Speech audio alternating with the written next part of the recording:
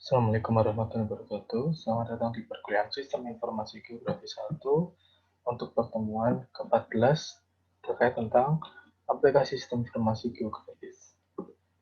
Jadi ini adalah pertemuan terakhir untuk pertemuan informasi geografis yang diharapkan nanti teman-teman dapat mengetahui baik itu teori dasar maupun praktek selama perkuliahan informasi geografi 1. Baik, kita mulai. Untuk sistem informasi geografis berdasarkan aplikasinya, jenis aplikasinya dibagi jadi 3, yaitu pengukuran, monitoring, dan komunikasi. Jadi kita masuk ke pengukuran. Nah, aplikasi untuk pengukuran itu seperti teman-teman lihat di bawah ini ya. Ini contohnya suatu data yaitu terkait tentang penggunaan lahan. Kita bisa melakukan pengukuran luasnya. Nah, luasan ini kita bisa dapatkan informasinya dalam berbagai macam satuan. Bisa dalam meter persegi, kilometer persegi, hektar, maupun satuan yang lain. Nah, dengan menggunakan informasi geografis ini, kita sangat dipermudah, terutama untuk perhitungan bentuk-bentuk poligon yang tidak baku. Kalau persegi mungkin gampang panjangkannya. Tapi jika dia bentuknya tidak baku, kalau kita menghitung manual, pastinya lebih sulit atau sangat sulit, harus dalam berbagai tahap. Menggunakan sistem informasi geografis ini, kita bisa menghitung luas secara cepat dan dalam jumlah yang banyak sekaligus. Yang perlu diperhatikan adalah pertama adalah sistem proyeksinya. Untuk mengukur luas dalam bentuk meter persegi, sistem proyeksi yang digunakan haruslah sistem proyeksi UTM, kan yang berbasis meter, bukan berbasis derajat. Kalau berbasis derajat, maka dalam perhitungannya tidak dapat ditentukan luasan dalam bentuk meter persegi maupun hektar. Selanjutnya adalah kedetilan dari suatu objek. Semakin detail suatu objek, maka luasan yang dihitung akan mendekati kondisi nyata secara benar. Kalau teman-teman melakukan digitasi atau mendapatkan datanya itu tidak sesuai dengan kenampakan aslinya, maka luasannya akan berbeda dengan kondisi di lapangan. Nah, ini terkait pengukuran. Selain itu, selain luas, untuk poligon kita bisa menghitung perimeter kelilingnya. Jadi kita bisa menghitung kelilingnya, panjangnya berapa, sama memutari lingkaran. Nah, kalau dihitung manual tentunya akan membutuhkan waktu yang lama. Dengan menggunakan aplikasi sistem informasi geografi, maka dengan cepat komputer akan melakukan komputasi untuk menghitung keliling dari suatu daerah. Aplikasi untuk monitoring. Aplikasi untuk monitoring biasa digunakan untuk kajian-kajian multitemporal. Apa itu multitemporal? Multitemporal adalah multi waktu, di mana suatu daerah kita lihat dari waktu ke waktu perubahannya. Contohnya adalah peta wilayah banjir di DKI Jakarta ini. Ini kita bisa lihat dari tahun ke tahun, 2015, 16, 17, terjadi penurunan banjir di daerah Jakarta. Hal ini menunjukkan bahwa adanya pengelolaan di daerah DKI Jakarta yang baik untuk menanggulangi terjadinya banjir. Nah, untuk melakukan kajian monitoring, hal yang harus diutamakan pertama adalah waktunya berbeda antara suatu data dan yang lain, maka bisa dilihat perubahannya. Dan untuk beberapa case atau suatu permasalahan, kita harus menyamakan waktu perekamannya. Nah, itu gimana Pak? Berbeda tapi waktunya sama. Contohnya tahunnya berbeda, tapi musimnya sama. Sama-sama musim hujan untuk banjir. Biar apa? Biar kita bisa tahu bahwa pada saat musim hujan, pada tahun sekian, pada tahun X plus 1 dan X plus 2, itu terjadi dampak perubahan yang positif atau tidak. Nah, kalau misalnya waktunya berbeda, saya satu musim hujan, satu musim kering, sudah pasti kondisinya pun juga banjirnya lebih sedikit di musim kering. Tapi kalau sama-sama hujan, tapi pada tahun berbeda, kita akan mengetahui bagaimana perkembangan dari pengelolaan DKI Jakarta terhadap banjir. Nah, untuk monitoring juga sering dilakukan untuk perubahan penggunaan lahan. Jika kita ingin melihat perubahan sawah di daerah Bogor, nah, kita lihat analisis dari tahun ke tahun apakah terjadi alih fungsi lahan yang dulunya sawah berubah menjadi lahan terbangun. Nah, jika ada itu, maka perlu adanya penindakan sehingga sawah di daerah Bogor tidak lagi teralih fungsikan. Masih banyak lagi terkait aplikasi monitoring, dan pastinya monitoring kata kuncinya adalah multi temporal atau multi waktu. Aplikasi SIG untuk pemodelan, ini adalah memodelkan suatu permasalahan atau suatu kejadian di dunia nyata di sebuah model sehingga kita bisa melakukan antisipasi agar suatu permasalahan itu tidak terulang lagi ke depannya. Nah, pemodelan ini biasanya menggunakan beberapa teknik manipulasi. Yang paling sering digunakan adalah teknik untuk overlay. Nah, jadi melakukan overlay data, selanjutnya dia menggunakan pemodelan ini untuk mengetahui suatu permasalahan. Ini di bawah ini contohnya ya, ini adalah peta tingkat kekritisan lahan.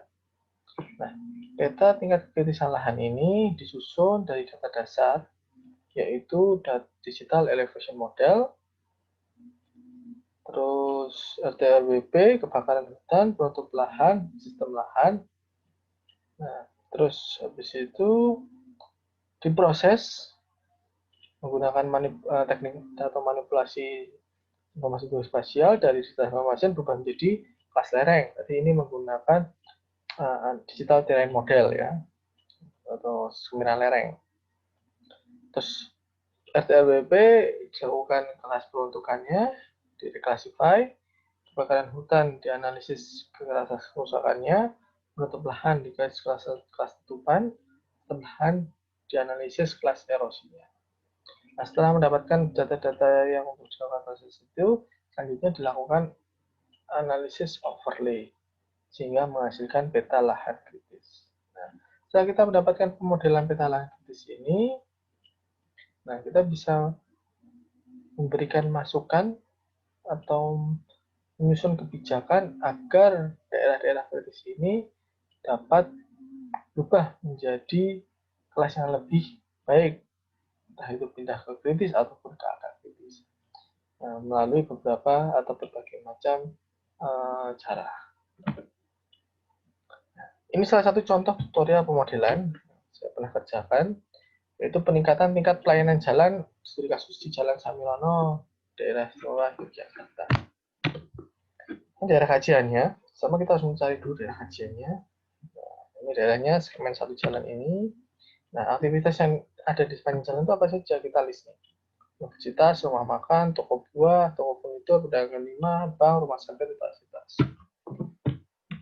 Nah, selanjutnya kita melakukan analisis multitemporal kondisi pagi untuk monitoring ya tentunya ya, kondisi pagi seperti apa, jalanannya, kita bisa melihat cukup padat ya, tapi masih berjalan, kondisi jalannya itu masih tidak terlalu macet. Nah, ini kondisi pagi, masih lenggang sekali. Kita bisa lihat ini dua jalur jalannya. Dua jalur ini sekitar lebar 12 meter lah. 12 meter bisa dibuat untuk dua kendaraan pada setiap sisi lajurnya dan ada dua jalur. Kondisi pagi seperti ini, masih kosong, sepi. Nah, kita awal deskripsi. Deskripsi ada kondisi lalu lintas pada pagi hari dapat dikatakan cukup lancar pada sebagian besar ruas jalan Samilono. Beberapa lokasi yang cukup padat berada pada perempatan depan lapangan UNY karena lokasi tersebut merupakan jalan menuju pintu masuk ke kota di UNY. Itu adalah perempatan second di mana hal ini dikarenakan masa tunggu lampu apel, bukan karena kepadatan lalu lintas. Tadinya adalah depan pintu masuk ke bank UNY karena lokasinya dekat dengan lampu apel. Jadi tiga kondisi itu yang kita akan deskripsi. untuk bisa menjadikan masukan dalam melakukan analisis. Nah, untuk kondisi sore hari bisa kita lihat padat, ya, tapi juga untuk beberapa segmen itu enggak. Nah, yang padat ini biasanya berada pada dekat dengan lampu apel. Nah, dan ini juga sangat macet sekali daerah depan pintu masuk Universitas Negeri Jakarta.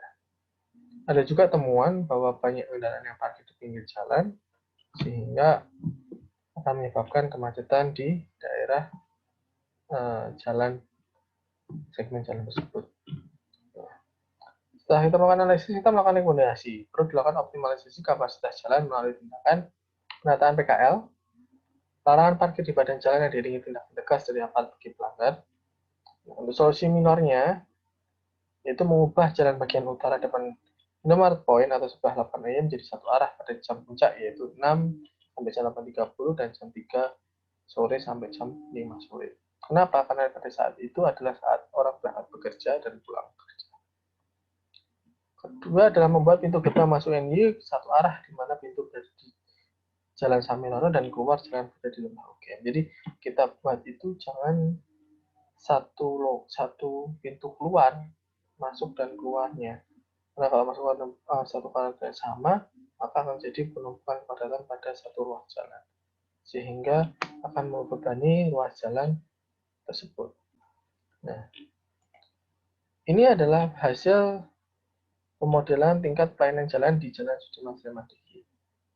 Nah, kita lihat bahwa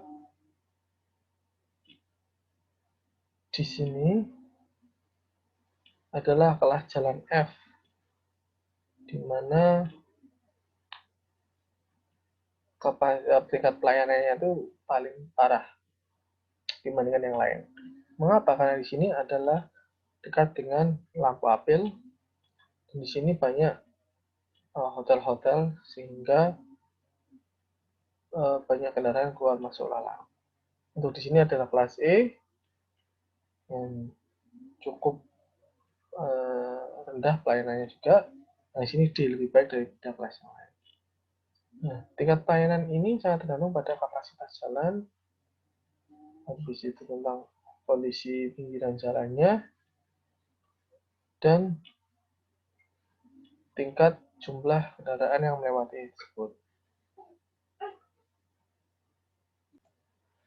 Dengan membuat pemodelan ini, kita bisa mengetahui dan bisa memberikan saran kepada pemerintah bahwa perlu adanya peningkatan kapasitas jalan di daerah atau di segmen yang kelas F ini.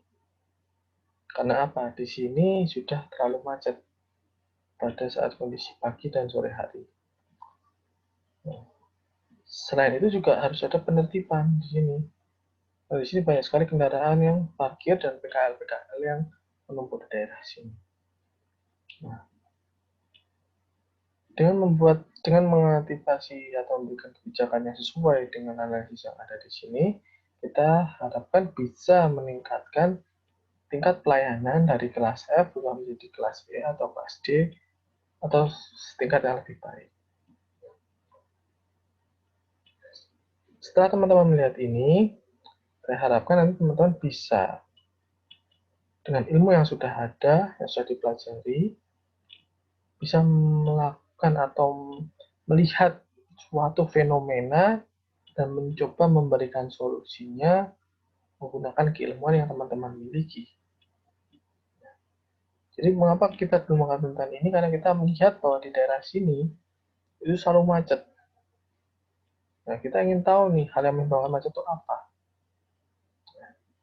Teman-teman juga bisa melihat di daerah dekat dengan teman-teman permasalahan apa yang terjadi dan bagaimana cara mengatasi solusinya. Dengan itu, teman-teman dapat memanfaatkan ilmu itu dengan baik dan dapat mengaplikasikan ilmu yang teman-teman miliki sebaik mungkin. Oke, mungkin itu. Terima kasih. Ini adalah pertemuan terakhir, jadi besok udah UAS. Jadi teman-teman persiapkan, pelajari materi-materinya.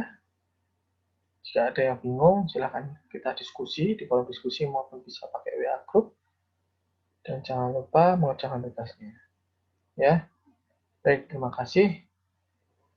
Sekian.